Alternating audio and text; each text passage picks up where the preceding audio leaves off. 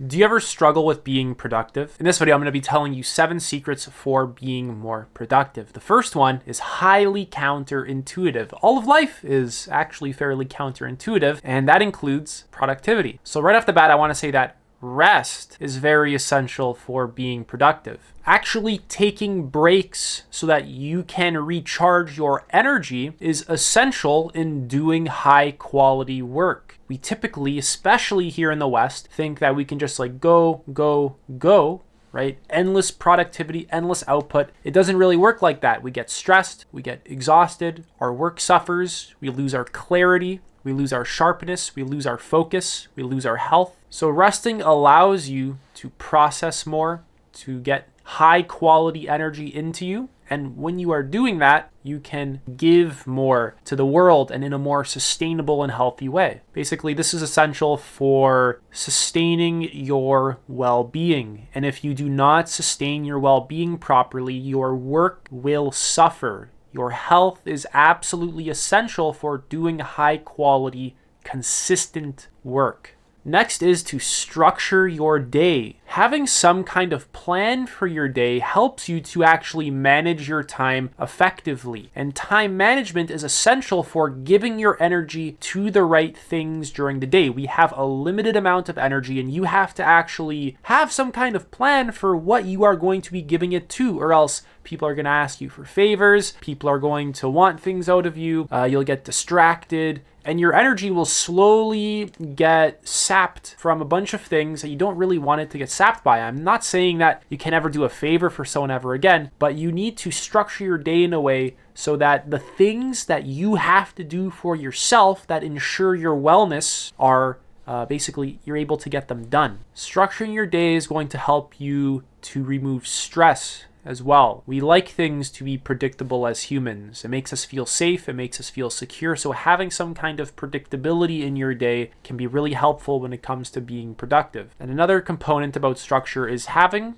routines in your life. This just gives you a sense of stability and control, which helps you to do high quality work. If you're unstable, if you're ungrounded, you can't really focus properly, you can't really do high quality work. Next is cut out distractions. This is a major one. I do a lot of coaching. A lot of people that I talk to are habitually distracted. So you got to get clear about what is distracting you and eliminate that kind of stuff from your life. This is just going to help you to reduce a lot of unnecessary noise in your life. Distractions are going to interrupt your workflow. You won't be as efficient, you won't be as creative, you won't be as clear. You'll probably feel more anxious, you might feel more stressed. So it's important to have some kind of dedicated workspace that is free from distractions. Time and a space in your, living area that is completely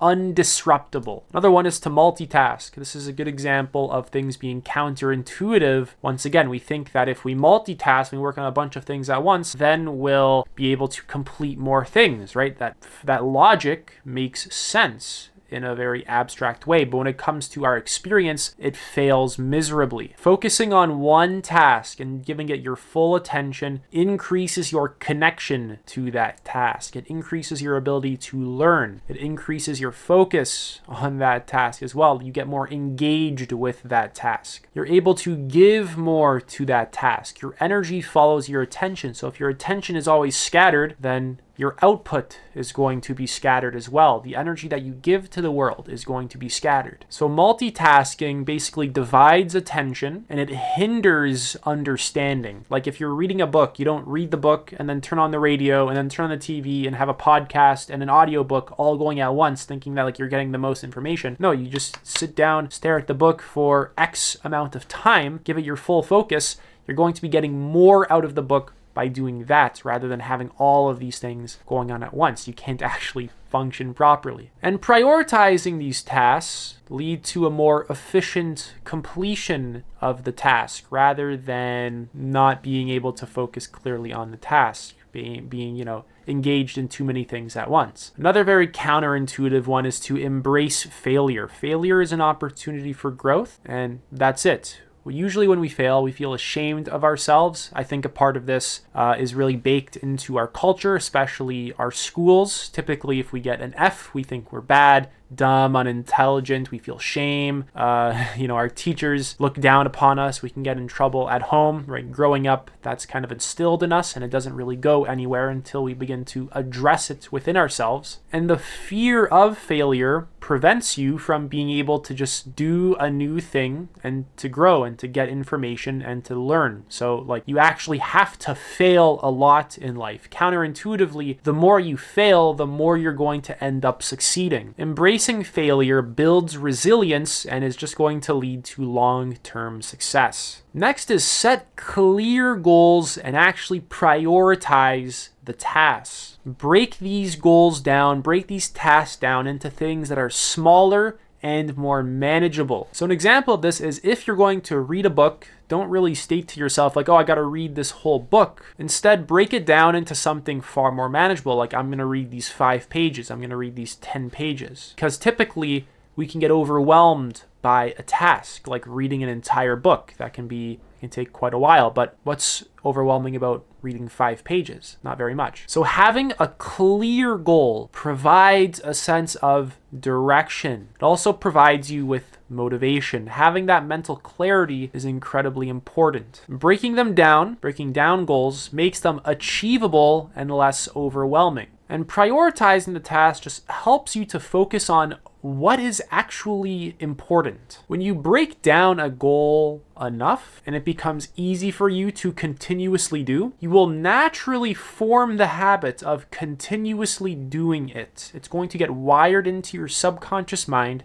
and you're going to naturally find yourself executing. The last one is simple. Take action. Don't just endlessly watch YouTube video after YouTube video. Do what you have to do to actually succeed, whether that means getting a coach, changing your environment, whatever it is. The action steps are completely essential, even if they're just very small, consistent actions. Basically, these small, consistent actions matter quite a lot because they just wire our mind differently over time. And action can be an antidote to fear and doubt. It's what's going to help you to overcome obstacles and succeed. It's easy to go down the rabbit hole of video after video after video, but then you're not practically doing anything. You don't have, let's say, a meditation practice. You're not working on the things you want to be working on. You're not like reading a book. Like it's like the practical components of this kind of stuff are like out of whack, which is okay, right? There's nothing to be ashamed of. It's just let's be honest about what's going on. So that's it for this video. For one-to-one coaching, you can book a free call. Link is in the description. Take it easy.